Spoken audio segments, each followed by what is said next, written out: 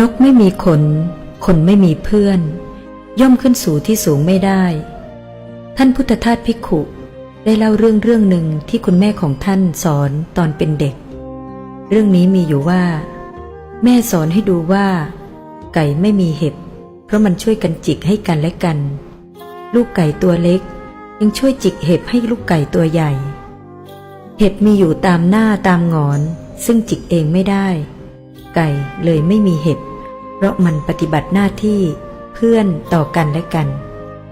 แม้แต่ลิงก็ยังหาเหาให้กันและกันสุนัขยังหากัดหมัดให้กันและกันตรงที่มันกัดเองไม่ได้เราจึงต้องมีเพื่อนเราคงเคยได้ยินคำพูดที่ว่านกไม่มีขนคนไม่มีเพื่อนขึ้นสู่ที่สูงไม่ได้ในชีวิตของมนุษย์แต่ละคนต้องมีเพื่อนที่คอยช่วยเหลือส่งเสริมสนับสนุนหรือร่วมทุกข์ร่วมสุขกันมา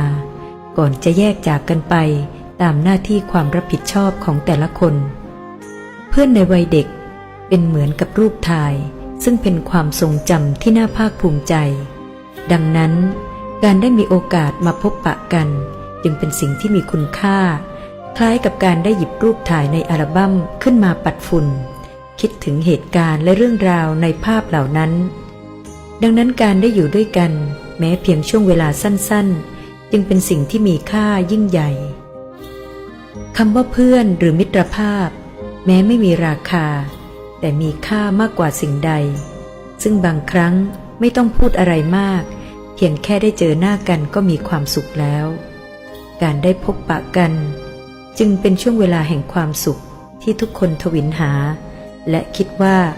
น่าจะพบกันบ่อยครั้งขึ้นมีกิจกรรมร่วมกันมากขึ้นเพื่อสังคมความจริงอย่างหนึ่งที่เราไม่อาจปฏิเสธได้คือเวลานี้แต่ละคนต่างอายุมากขึ้นเพื่อนดีๆที่เข้าใจกันนั้นเริ่มมีน้อยลงและหายากขึ้นทุกทีคงมีแต่เพื่อนเก่าในวัยเด็กเท่านั้นแหละที่พอจะเข้าใจและพูดจากันรู้เรื่องดังนั้นการได้พบกันจึงเป็นความยินดีและประสบการณ์อันล้ำค่าที่หาที่ไหนไม่ได้ยิ่งการได้มีโอกาสช่วยเพื่อนของเราที่เดือดร้อนยิ่งเป็นสิ่งที่น่าชื่นชมและมีค่ายิ่งเพราะเพื่อนกันย่อมไม่ทิ้งกันจึงมีคำพูดที่บอกว่าเพื่อนอาจไม่ใช่คนที่นิสัยดีที่สุดแต่คือคนที่อยู่กับเราในวันที่เราแย่ที่สุดความแตกต่างระหว่างเพื่อนกับคนอื่นอยู่ตรงนี้เพื่อนคือคนที่เข้ามาขณะที่คนอื่นเดินจากไปเพราะเราคือเพื่อนคือกันและกัน